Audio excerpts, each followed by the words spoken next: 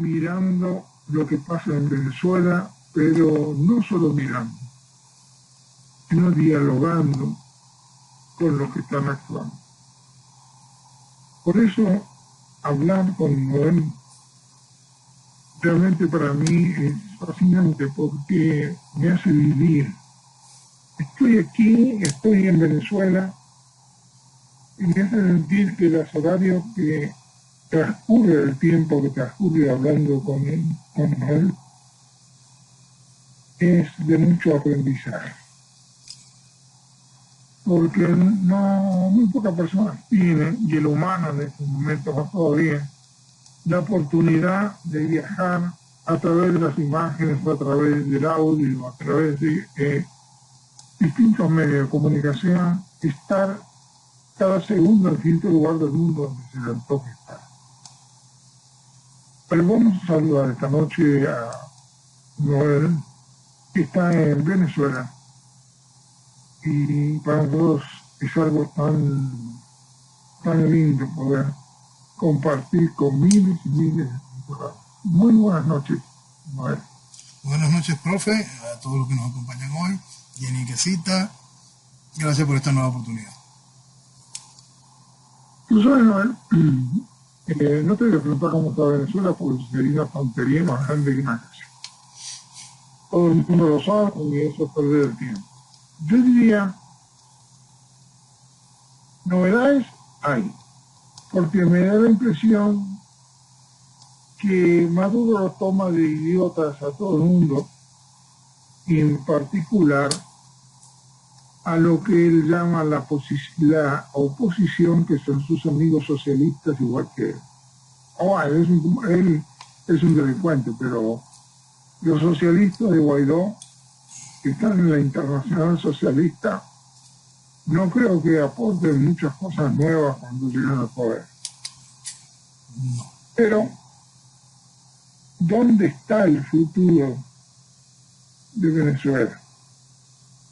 Podemos quejarnos, es verdad, y a través de todas las informaciones que llegan podemos buscar quejas de todos lados, y son temas importantes, como somos capaces de juzgar a aquel que está en desgracia.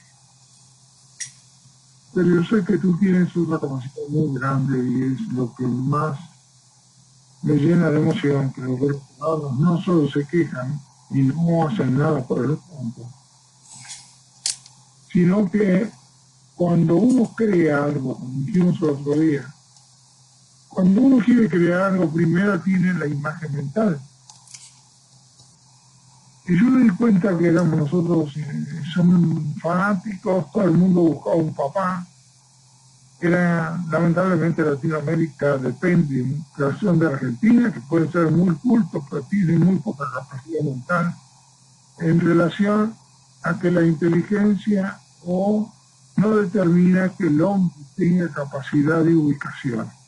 Uno puede ser muy inteligente para hacer zapatos, para hacer puentes, pero eso no implica que sea un hombre con sabiduría. Son dos cosas diferentes. Entonces yo dije, este tipo están usando a todas las ovejitas, llamamos argentinos, que fíjate tú, él tenía un ministerio. Los ministerios de Argentina son inmensos, grandotes, lo inflan, cada uno que entra pone más para pagarle un salario que no le alcanza para comer, pero de esta manera cuando hay que ir a las elecciones, como no tiene otra alternativa, la gente pobre vota al que está arriba, que le está dando de comer. Entonces yo me pregunto,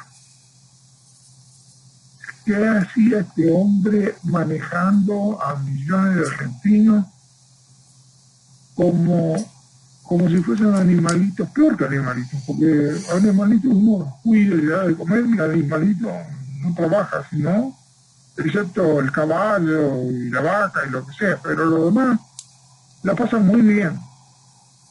Y realmente el tipo que hacía, por ejemplo, para una de las áreas más interesantes para lo que uno tiene que planificar, como viendo la obra de teatro, el tipo tenía un ministerio de 10.000 personas, que hay como 7 ya en el ministerio. ¿Y quién era? Le puso el ministro, el portero.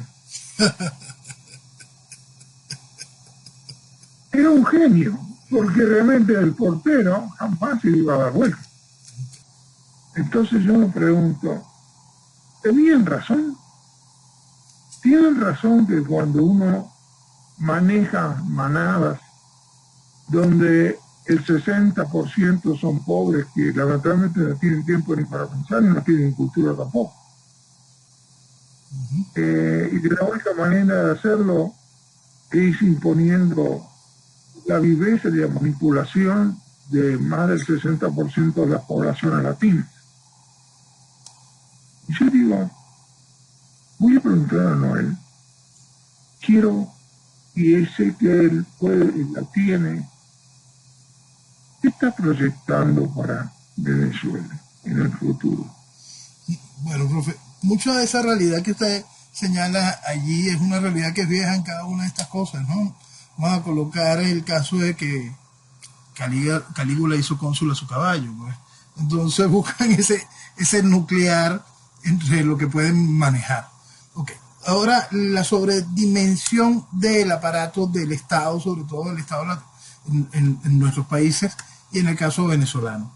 Si nosotros teníamos antes de la llegada del proceso chavista un Estado mastodóntico, gigantesco y bien inútil, por supuesto el proceso chavista, a través de esa necesidad clientelar, esa necesidad de querer controlar todo y después poder tener a la gente totalmente en tu control, como lo han logrado, por supuesto abrió más el tamaño del Estado, no solo a través de dádivas y bonificaciones de las que acostumbran este tipo de gobierno, sino que como siendo Venezuela una gran caja chica con mucho dinero, también fue abriendo el espacio de contratación directa, estimulando más esa parte del clientelismo y la obligación de tener tu propio feudo, pues. Entonces tienes cada vez más y más siervos a beneficio de tu feudo.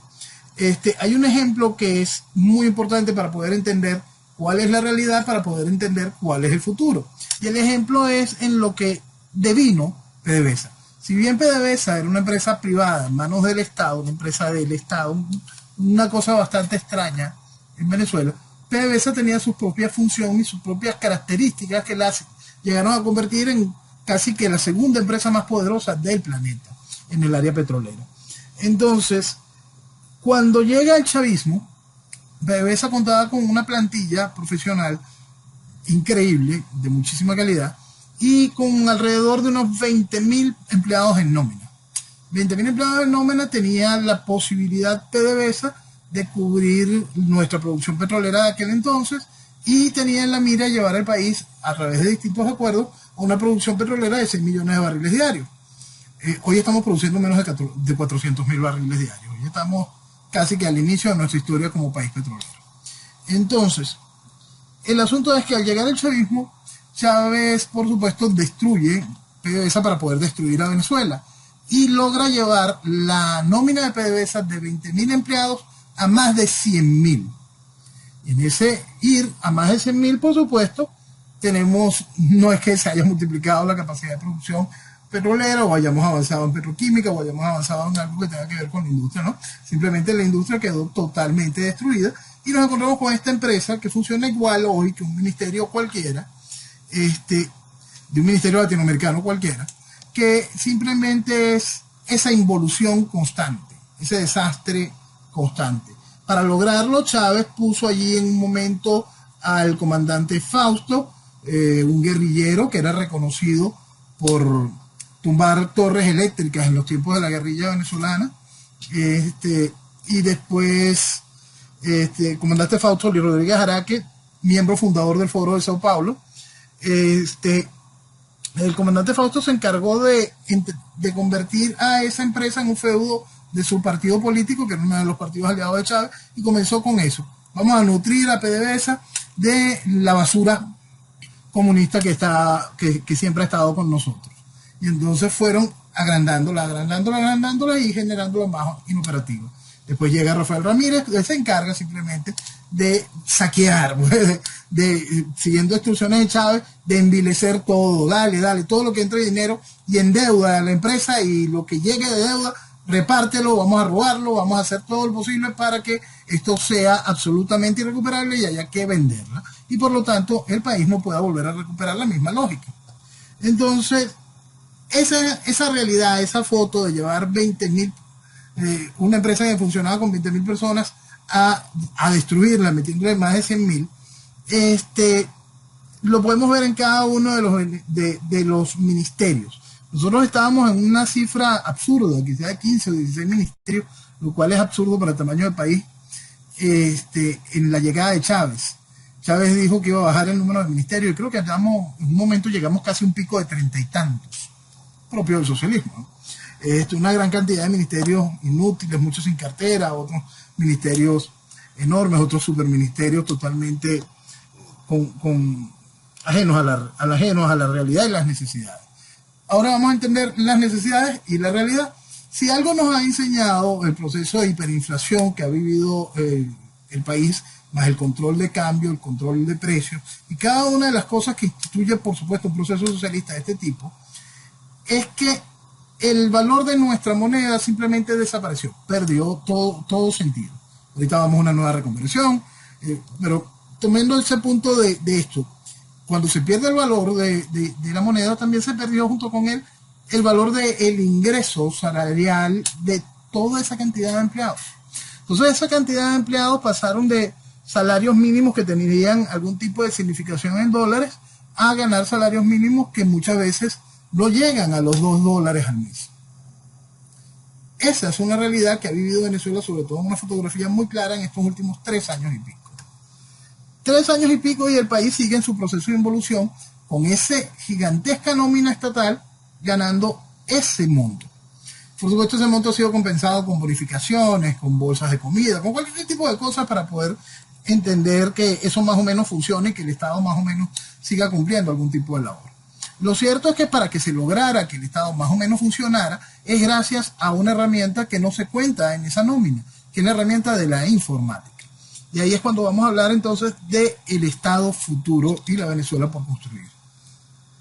Si algo nos está demostrando y certifica la realidad, es lo inútil del Estado mastodóntico, no solo lo perjudicial, sino lo increíblemente inútil que es.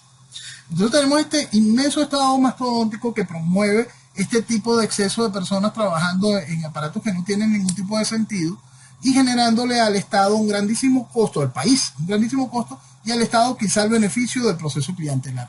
Entendiendo Estado al gobierno que está usurpando, en este caso usurpando, o haciendo la administración propia del Estado. Bueno, entonces, o como todos los gobiernos del 58 para acá, medrando a Venezuela. Entonces, queda comprobado que es absolutamente inútil el Estado mastodóntico en el beneficio, porque uno de los puntos que siempre se achaca en este tipo de procesos socialistoides es ese Estado que tiene que tener una gran masa laboral para poder otorgarle algún tipo de beneficio. Ok, aquí está la gran masa laboral que está cobrando un salario de alrededor de $2 al mes. ¿Dónde está el beneficio? El beneficio no existe. Entonces tenemos esa inmensa masa laboral que no está yendo a trabajar, que sigue cobrando, no está yendo a trabajar porque no le alcanza el salario para el pasaje. Entonces son cosas increíblemente absurdas. No se atreven a despedirlo dentro de los ministerios porque ellos mismos, el gobierno ha colocado leyes que evitan los despidos. Toda clase de cochinadas existen, mientras tanto se siguen manteniendo esas nóminas gigantescas. Para Venezuela de mañana, entender hoy y de manera clara que no se transmite beneficio alguno al empleado que está engrosando una nómina ministerial tiene que quedar muy, muy clara. Esa no es la vía. Existe una vía de país que puede desarrollarse, que puede hacer espacio y darle funciones a toda esa masa laboral. Esa masa laboral de alguna manera está sobreviviendo, más allá de la masa laboral que se fue y la que está recibiendo ayudas, ha ido reinventándose y ha encontrado distintas maneras para sobrevivir. Maneras poco nobles y maneras no correctas de la sociedad venezolana estamos hablando del siglo XXI. Muchas de ellas de verdad que simplemente forman parte del proceso de involución típico del socialismo. Pero siempre ha dado la oportunidad de reaccionar y encontrar algún tipo de manera de sobrevivir frente a este caos. Lo cual demuestra que ese Estado gigantesco. No solo es la carga, no solo es perjudicial, no solo elimina las libertades, sino que simplemente no genera beneficios cuando tenemos la necesidad de darle a la gente las herramientas para el desarrollo de las libertades económicas para que pueda crecer, desarrollarse y generar su propio destino. Y en ese destino aportar a la nación. Entonces, si nosotros comprendemos que las herramientas para la función del Estado pueden ser bastante reducidas, pasamos a lo que sí es fundamental en el futuro de la Venezuela de mañana. Un Estado, por supuesto, más reducido, pero cada vez más fuerte y efectivo. Mucha gente se asusta con esa parte, y esa es una parte que es fundamental para el Estado que nos va a quedar. Venezuela va a quedar en ruinas. Venezuela va a quedar increíblemente endeudada. Venezuela va a quedar con guerrilla rural y terrorismo urbano. Venezuela va a quedar con toda la estructura política sin ningún tipo de credibilidad. Venezuela va a quedar con toda la estructura financiera y comercial y empresarial vista con malos ojos por parte de una sociedad sintiendo una traición, como la recientemente vista en la Asamblea de Fedecámaras. Entonces Venezuela se va a quedar con grandes vacíos, grandes espacios que van a generar procesos de distorsión política realmente preocupantes. Y ahí es en donde viene la efectividad de la construcción del mañana. Entender la necesidad de hacer un Estado reducido, pero fuerte y efectivo. Ahora, Noel, yo me pregunto, Fedecámaras se asoció hoy invitó al gobierno de Maduro y Maduro mandó un representante, no sé quién era de los funcionarios que estuvo en la reunión, pero también invitaron a un representante del Papa y Maduro se quejó de que tenía que hacer el Papa ahí, hablando de entre medio de la reunión. Y yo me pregunto, ¿dónde están o cómo? No puedo decir eso porque me van a matar. ¿Dónde están los equipos que hablamos siempre de venezolanos preparando el futuro de Venezuela? ¿Dónde están? No hay economía, o están de veraneo en Miami, o de veraneo en cualquier parte del mundo, o trabajando para poder comer. Pero yo me pregunto, Venezuela está ahí, no desapareció. Sí. Lo que pasa es que esa proyección de futuro sigue estando vacía de fondo ideológico. Cuando se está vacía de fondo ideológico, las proyecciones de futuro simplemente no tienen piso donde sostenerse, simplemente son vacíos y más vacíos. Hasta que no se entienda primero el fondo ideológico de lo que se vive y hacia dónde nos dirigimos y cómo construir el mañana a través de una posición ideológica clara y definida, simplemente todo ese tipo de esfuerzo y reuniones cae en el vacío porque serían absolutamente inútiles para enfrentar lo que queda de país después de un proceso revolucionario, el cual va a quedar vivo, aún sea extraído. Entonces, ¿por dónde están los auténticos políticos? No solo venezolanos, porque Venezuela está requiriendo la ayuda de todos los que no son venezolanos para resolver sus problemas venezolanos. ¿Y con qué argumento, no? ¿Con qué argumento tú me dices, ven a ayudarme? Y bueno, pero yo te voy a ayudar, ¿por qué estás poniendo tú? ¿Qué estás haciendo como venezolano para que te vaya a ayudar? Porque si yo te voy a ayudar, lo que pasa es que no soy ningún tarado y me voy a quedar con la mejor parte y a ti te voy a dejar la más chiquitita. Porque tú no tienes capacidad ni de entender ni comprender tu país. Usted sabe, profesor, que ha habido en eso de yo te voy a ayudar, un doble chantaje, un chantaje que nace de aquí y también se convalida allá afuera. Aquí ha ido a solicitar la ayuda la estructura política tradicional que quiere jurar que aquí existe democracia, que quiere jurar que aquí existe algún tipo de institucionalidad o reglas de juego democrático respecto al librito ridículo ese que llaman Constitución. Entonces van a pedir ayuda a los entes que por naturaleza te dicen vamos a buscar una solución electoral y pacífica, negociada a cada una de estas cosas, sin entender aquel que esto es un proceso revolucionario o no queriendo entenderlo.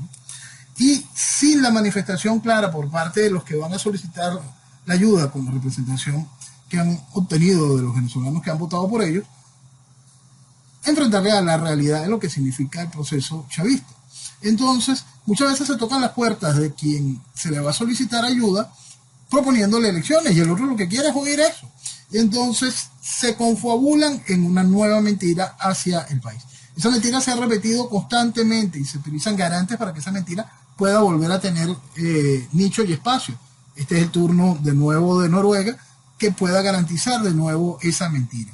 Entonces no es mucha cosa a veces cuando estamos diciendo, sí, yo te voy a ayudar si tú haces. Si es ese tú haces, el venezolano ha hecho mucho de eso. Ha ido a elecciones, ha ido a elecciones, ha ido a elecciones y ha ido a elecciones. Mucho de lo que le dicen allá afuera, haz.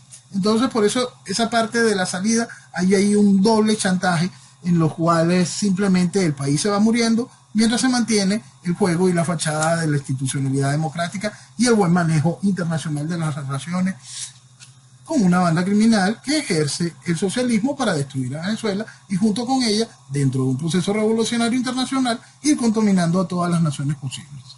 Entonces, eso existe. Y entonces, por más que aquí existan parte de un grupo de venezolanos que sí estén mirando el asunto de otra manera, primero se tienen que enfrentar al problema interno de quitarle la representación a los que han hecho posible la vestimenta democrática durante más de 20 años esa realidad. Ahorita es absurdo pensar que va a ir cualquiera a tocar la puerta de los Estados Unidos, que sería siempre el garante principal de una ayuda que vaya más allá del juego electoral, a explicar algún tipo de situación, porque lamentablemente este país le dio el piso político al guiado y a su estructura, pues al combo, a Guaidó y su combo, a Leopoldo y a todo este tipo de cochinadas. Y todavía no termina de entender, porque siguen personalizando y creen que si quitan a Guaidó o quitan a Leopoldo solucionan el problema, no terminan de entender el fondo ideológico que hace posible que hayamos llegado a esta realidad. Entonces, para construir el mañana de Venezuela, lo primero sigue siendo lo que hemos dicho desde el principio. Si no hay conocimiento ideológico real de qué nos está pasando y cuáles son las herramientas para la construcción del mañana, y la construcción del mañana entendiendo que debe ser construido sobre bases firmes, entendiendo la necesidad real de depurar y reinstitucionalizar y generar las nuevas instituciones con los nuevos mecanismos de seguridad que hacen posible que la locura de la democracia tumultuaria no vuelva a sacar el tren del carril. Cada una de esas cosas hay que entenderlas, y para eso primero tienen que entender cuál es la realidad ideológica del ayer y del mañana. ¿Cómo uno se pone a pensar que a medida que transcurre en Latinoamérica el tiempo, ese tiempo que va creando formas, ¿no? Es decir, el tiempo latinoamericano va creando formas que duran 5, 6, 10 años, 20 años, y después se atrasan, y realmente un desastre, y los que van a hacer negocios son negocios circunstanciales, porque nadie va a sacar dinero a América Latina ni que sueñe. El que va es un aventurero y el dinero lo va a sacar ya a los 60 días, y si no te explico cómo se hace para evitar que la gente se dé cuenta y se caiga de la mata. Y esto es interesantísimo. Por ejemplo, en Argentina se vendieron algunas oportunidades en las empresas públicas. Ninguna daba ganancia, todo dan pérdida, ¿no? Pero resulta que cuando se venden regaladas. Entonces vengo yo, empresario americano, japonés, turco, lo que sea, ¿y qué digo? ¿Alguna oferta? Pero alguna oferta ¿con qué dinero? Bueno, la deuda argentina se compraba al 10%. O sea que si tú te debías 1.000.000, tú con 100.000 arreglabas el asunto, o con 50.000 y te apurabas el negocio. Quiere decir que para Argentina era 1.000.000, pero para el negocio real oculto son 50.000 o 100.000. Entonces, cuando los vivos, los que decían vamos a ser un país ahora libre y todo va a ser privado, salían al remate. Entonces, salían al remate, los tipos que habían comprado la deuda argentina regalada, Acaban como una deuda. pagaban con el 10% de lo que era el dinero, porque para Argentina valía lo que era la deuda anterior. Sí. Por consiguiente, ofertaban, ponían la base y después una vez que ponían la base y pagaban con la deuda regalada que ellos compraron, pedían crédito sobre el resto. Sí. Quiere decir que el que iba a comprar una empresa de esa, la compraba sin plata, vamos a decirlo así, con inteligencia. Y después ponía los precios internacionales, que como si ahora le fueran a poner los precios internacionales a Venezuela por el pago de la luz. Ajá. Un ejemplo, ¿no? Y entonces el dinero en pocos meses se recuperaba todo, se podía pagar la deuda y el que compraba inteligentemente lo compraba regalado. Sí. El dinero del esfuerzo de esa nación. Uh-huh. Pero nadie le dice a los pobrecitos al 60% cuál es el negocio que te hacen. Nadie se lo dice. Y los políticos en particular, como están metidos eso le dan puesto o le dan una posición al abogado, al ingeniero, a los bancos que hacen todas esas transacciones, están metidos en el chanchurro, entonces también ellos sacan pedazos. Así es. Y yo me pregunto, ¿no se dan cuenta o hay que esperar más historia para que esto se repita mes tras mes, año tras año, político tras político corrupto, porque uno no puede llegar? Y yo me pregunto, ¿qué esperan de América Latina? ¿Esperan que se solucione? Por eso me pregunto, en Venezuela hay el futuro que tú estás planteando de Venezuela, que es el que hay que tener y que hay que crear y hay que alimentar para que sea gordito y que se lleve a la realidad. Tú eres un líder. Los demás son charlatanes que se entretienen en la feria o cuando van a comprar la mercadería. Y no resuelven nada, no hacen nada, pero crean como que le importa el país. Por eso me pregunto, qué interesante, ¿no? ¿Se podrá decir esto públicamente o tenemos que charlar tomando café? Creo que lo estamos diciendo de manera muy pública. El asunto es, profesor, que ese mañana de Venezuela parte de principios lógicos para la construcción del mismo. Es quitarse mucha telaraña que hay con todos los conceptos, toda esta cosa que le ha hecho tanto daño a Latinoamérica, el CELA, todas estas cosas de planteamientos económicos latinoamericanos que han sido una verdadera desgracia para nuestros países, para Venezuela, de una manera impresionante. Hizo que Venezuela se anclara en distintos procesos de retraso, teniendo Venezuela cualquier cantidad de posibilidades para el desarrollo, ¿no? Entonces la visión de Venezuela de mañana tiene que deslastrarse de toda esa cantidad de telaraña y basarse en una serie de puntos que son fundamentales a comprender, que Venezuela tiene totalmente a su favor frente a muchas de las naciones desarrolladas, sobre todo las naciones desarrolladas. ¿Por qué? Porque Venezuela cuenta con dos cosas que son simplemente increíbles para el desarrollo de la mano de obra. Y entonces cuando usted desarrolla mano de obra junto con todas estas riquezas, el motor que se prende es impresionante. Mientras muchos países van a tener que enfrentar, debido a los avances tecnológicos, cada vez mayor desempleo, mayor pérdida de masa laboral efectiva, y la gente va a tener que reinventarse en algún tipo de nueva fuente de ingresos de sus empleos, porque muchos de ellos van a verse desplazados. En Venezuela, estando todo por hacer y teniendo en cuenta de que nuestras materias primas van a seguir rindiendo muchos frutos y las cuales generan una mano de obra importante en toda la estructura de minería, extracción, refinación, todavía tenemos el gran adicional de contar que nosotros no hemos explotado para nada nuestros tesoros turísticos. Y esa es quizá la industria sin chimenea más grande. Y para poder lograr que esa funcione, tenemos que darle un soporte de infraestructura gigantesco, lo cual nos obliga a generar una estructura de construcción enorme, la cual tiene que generar, para poder funcionar, tiene que contar con cualquier cantidad de servicios, es decir, poner de nuevo y de insumos, poner de nuevo a funcionar toda nuestra industria de acero, toda nuestra industria de cemento. Es decir, eso es empleo, eso es inversión, eso es negocios. Ahora, ¿cómo hacer eso sin que exista el vicio que usted mencionó ahorita? ¿Cómo lograr hacer un proceso de privatización de lo privatizable en Venezuela, lo cual es muchísimo, con las maneras reales de este negocio frente a la otra parte que también está ahí enmarcada en la realidad, que es la increíble deuda que nosotros tenemos ahorita y la cual están técnicamente canibalizando, colocando en distintos juicios hasta el más mínimo centavo que Venezuela tenga en cuentas internacionales. Es allí donde se van a generar una serie de discusiones que tienen que ser muy innovadoras, salir de todas esas telarañas y entender, asumir las responsabilidades de deuda con los compromisos de inversión. No es solamente el pago, es el compromiso de inversión a la cual no tienes acceso a créditos avalados por el Estado. Es el desarrollo de cada uno de esos mecanismos, entendiendo cuáles son las necesidades y las prioridades. Por eso es que no podemos hablar completamente de ese concepto de la libertad económica y tú desarrollas lo que tú quieras. No.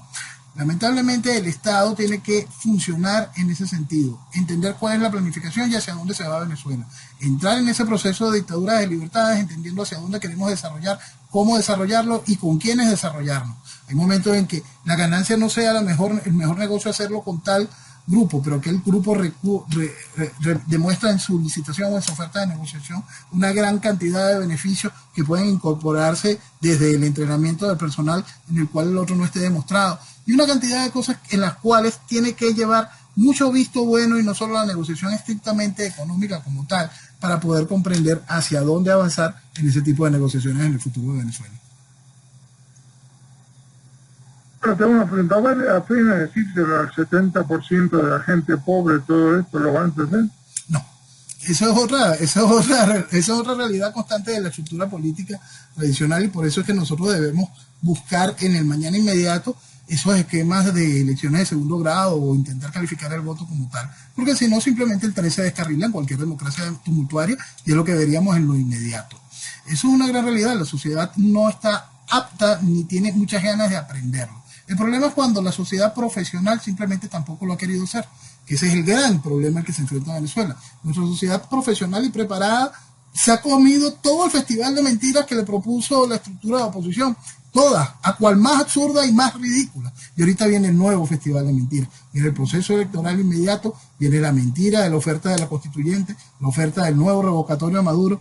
Es decir, y todavía nuestra casta profesional está amparando cada una de esas mentiras, cada una de esas estupideces. Entonces el problema va muchísimo más allá de del 60 o 70% de una población pobre que quizás no tenga la capacidad de entender esa planificación económica. El problema está en toda una estructura de visión de país que está encajonada y llena de telarañas en la visión de qué hacer con el Estado. El Estado tiene que funcionar para el desarrollo de la nación. El Estado tiene que ser efectivo para el desarrollo de la nación. El Estado tiene que ser reducido a un tamaño funcional y tiene que ser fuerte y entender los enemigos y las responsabilidades que tiene Venezuela para que sea realmente atractivo a esa inversión que puede venir a ayudar a hacer ese encendido y ese rearrancar de Venezuela. Si el Estado de mañana no entiende esas realidades, bien sea porque tiene una casta pobre que no va a recibir esa información porque simplemente no la va a entender, o porque tiene una casta profesional que sigue creyendo en pendejadas, simplemente no hay Venezuela. Ahora, vamos a mirar la obra de teatro de afuera. Claro, cada uno puede verla de distintos lugares, arriba del techo, del piso, donde sea, o parado porque no hay asiento. Pero en la obra de teatro conjunta de Latinoamérica nos encontramos que es como se hizo en los Estados Unidos, que para que todo el mundo tuviera un título de secundario redujeron los exámenes. Porque si ponían los exámenes a nivel de Latinoamérica en un momento dado, ninguno se recibía, la gran cantidad no se recibían porque no estaban capacitados para dar esos exámenes. Entonces la mejor manera es hacer una educación pobre. Entonces cada uno tenía un título y tenía la posibilidad de con el título decir que sabe. En América Latina, en este momento, como el 60 al 70% son pobres, y un gran por ciento todavía son indígenas de la época de los tiempos de la creación de América Latina, o para llevarnos pronto a la época de, en la época en que eran manipulados por España, colonias. Ahora yo me pregunto, los que viven en colonias, como es esta señora indígena de Chile, como es el que subió en Perú, que también es otro indígena. Lamentablemente, creen que la evolución del mundo tendría que reducirse a la más baja condición y partir de ahí en estos momentos de la historia de la humanidad. Bueno, profesor, el socialismo siempre ha venido con propuestas tribales, ¿no? El mismo concepto de comuna y todo ese tipo de cosas es un proceso tribal que simplemente trae evolución. Por eso es que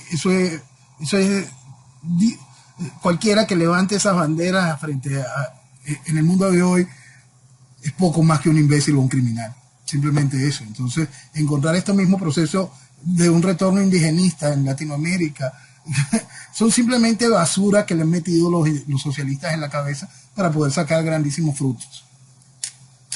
Claro, pero por eso te digo, ahora, si yo hago una pregunta, lamentablemente, yo separo, y discúlpeme que me guste o no, yo separo a Venezuela de los demás estados latinoamericanos. Porque Latinoamérica podrá tener algún estado, como en Chile, podrá tener algún punto de minería, esas cosas. Pero ni el territorio ni ciertas condiciones le daba. Y el que hizo favorecer eso fue un militar llamado Pinochet, que hizo grande Chile.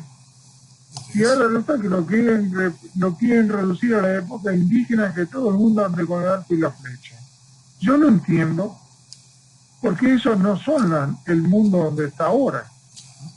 El mundo no está en ese lugar. Lo mismo pasa en Perú. Argentina no sabe ni dónde va. Brasil con Lula se está afilando los dientes para quedarse con Brasil. Centroamérica ni se hable. Y Venezuela está en primer lugar. No, eso sí tengo, no, eso no lo voy a felicitar, pero Venezuela es el país más peligroso de los 170 o 180 países. Está en primer lugar. Y yo me pregunto, por eso te pregunto, ¿dónde están los venezolanos que aquí tienen en el futuro si están en el último lugar? ¿Quién va a querer ir a Venezuela? Ahí hay mucho de una realidad que ya hemos tocado. Al venezolano se le enseñó a amar a Venezuela y muchos aprendieron a odiarla. Aparte, hay mucho venezolano que ha comprado la oferta de que Venezuela hay que tirarla a pérdida. Hay mucha gente que se vuelve en esa caja de resonancia de su desesperación, muchos, y otros simplemente porque ya salieron del país y quieren contar con cualquier lazo con respecto a Venezuela. Entonces dicen, no, Venezuela hay que tirarla a pérdida.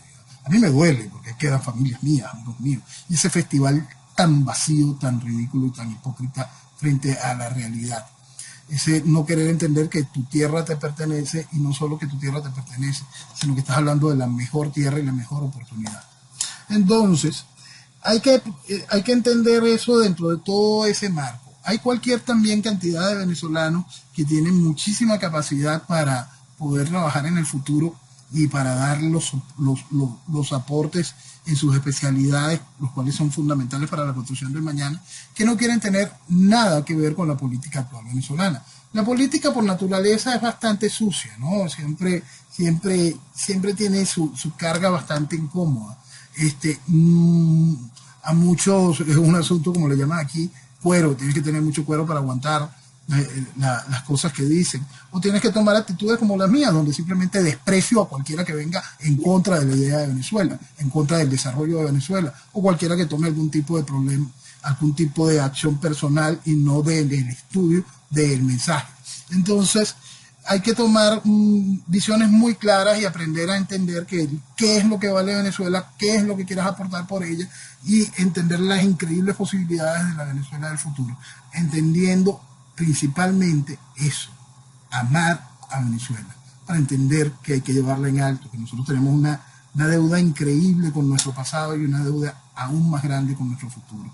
Entonces, comprender eso, entender eso, que cada uno de esos venezolanos vaya entendiendo esa realidad, yo estoy seguro de que nosotros contamos con cualquier cantidad de capacidades para llevar a este barco por un muy, muy, muy buen rumbo. El asunto es que, como siempre, se necesita un liderazgo y una carta de navegación clara que indique cómo vamos, para dónde vamos y con qué contamos para lograr cuál objetivo. El objetivo se llama Venezuela, Eso, más nada. esos líderes, como estás hablando tú en este momento, es lo que no hay. ¿Dónde están? Se escondieron. No sé dónde están los venezolanos que piensan o que ya proyectaron un futuro. ¿Dónde están? En muchos, te lo vuelvo a repetir, profesor, muchos no quieren salir a tener que discutir la estructura política. Aparte, hoy discutir la estructura política de Venezuela para el venezolano que está adentro es un asunto de riesgo, ¿no? Discutir la estructura política de Venezuela estando adentro, entendiendo el riesgo, esta vez también a veces es tener que discutirla con gente llena de miserias humanas, gente que simplemente es absolutamente despreciable. Ponerse a discutir en muchos casos esquemas donde venga alguien y especializó el desarrollo de un área en específico, todavía entonces puede tener algún tipo de desconocimiento de la realidad económica de lo que nos va a quedar, o no entiende mucho del costo ideológico y visión de su proyecto o planificación. Entonces, hay cualquier cantidad de muy buenas ideas, hay cualquier cantidad de un eventual liderazgo posible, pero seguimos faltando en lo principal, entendimiento ideológico de la situación para poder avanzar en ese sentido y perder el miedo, entendiendo cuánto vale Venezuela y nuestro deber de recuperarla. Fíjate que a mí me sorprende porque, bueno, ya no está sorprendido, ya más profundamente no se puede estar. Si calculamos que los pobres en Latinoamérica, el 60%, el 70%, en Venezuela son todos pobres, excepto algunos vivos que están con el gobierno, los demás están considerados con $2 por mes y son todos pobres, no es el 60%. Y yo tengo una pregunta, ustedes están copiando en muchos de los casos, algunos a Cuba. Cuba ganan $3, o sea, un poquito más. Y son todos pobres también. Entonces es como estamos queriendo imágenes de gente que está en la pobreza y que no tiene elementos como para estar acorde a los tiempos actuales.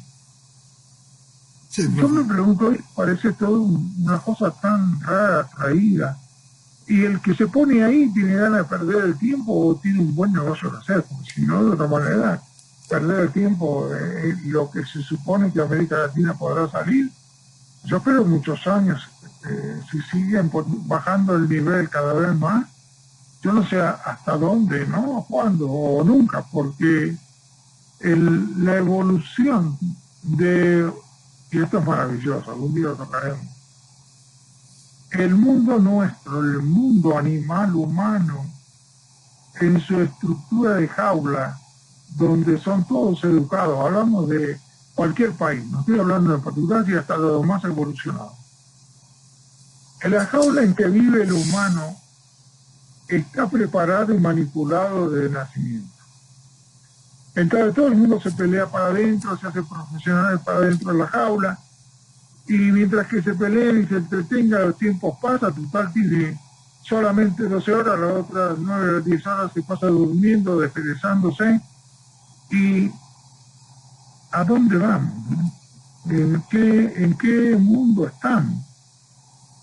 ¿O realmente nos ponemos a entretenernos un rato y sacar la mejor ventaja de los errores o donde está la tajada? Porque si nos ponemos a ver, Venezuela lo tiene todo. Acá no importa los venezolanos. Lo que importa es que el país genera riqueza. Es el único país que está generando riqueza en muchos campos. No es que haya que trabajar, muchachos, no tienen que trabajar, tienen que nada más hacer que las cosas funcionen, nada más. Está en eso, profesor, está en eso. Y le voy con un dato que es de lo más interesante. Hay, para todo este asunto de la triangulación petrolera, Venezuela tiene unos acuerdos todos raros con Irak y con empresas chinas. Hay una empresa china que está situada en Hong Kong, legalmente situada en Hong Kong, que está haciendo mucha de esa triangulación, de acuerdo a un informe de Reuters de esta semana. Y entonces es muy gracioso leer cómo esta misma empresa china reconoce que está haciendo compras de petróleo venezolano por el orden de lo que le compraba China a Venezuela antes de las sanciones de Trump. Es decir, ya con todo este caos, con todo este desastre, con toda esta cantidad de trampas de la triangulación, donde Venezuela pierde muchísimo dinero, pero igualito sigue facturando y sigue entrando lo suficiente para que se robe bastante, durante el tiempo que lleva la administración Biden, se han facilitado tantos espacios, y eso que todavía apenas estamos hablando del desmontaje de las sanciones, que han hecho posible que hoy exista ese mismo nivel de compra de crudo por parte de China, el cual existía antes de la entrada de las sanciones impuestas por la administración Trump. Es decir, con todo, con la trampa, con lo que sea, Venezuela tiene una increíble posibilidad de desarrollarse. Si nosotros empezamos a hacer lo correcto y entendemos la cantidad de cosas que hacen posible el brillo de todo lo que el mundo necesita de Venezuela y todo lo que Venezuela tiene que darle a los venezolanos, todo lo que tenemos que darle los venezolanos a Venezuela, simplemente nos perdemos de vista. Por eso es que es tan importante entender cada una de estas realidades y cada uno de los marcos de las oportunidades que significa Venezuela entera como unidad territorial, Venezuela con una visión político-ideológica clara, lejos de la barbarie socialista, lejos de esos conceptos tribales absurdos, lejos de esos conceptos de tener que mantener a una población envuelta en clientelismo ministerial, como que hablábamos al principio, clientelismo gubernamental. Entendiendo ese tipo de posibilidades, las cuales simplemente a la hora de la verdad siempre van a ser los primeros pasos a través de procesos de fuerza, por más incómodo que le registra a la gente. La semana pasada hablamos de ese proceso en Singapur y hoy trae usted el proceso de lo que significó Augusto Pinochet en Chile. Son realidades que las sociedades lamentablemente no terminan de apreciar. Cuando las viven se dan cuenta de que funcionan.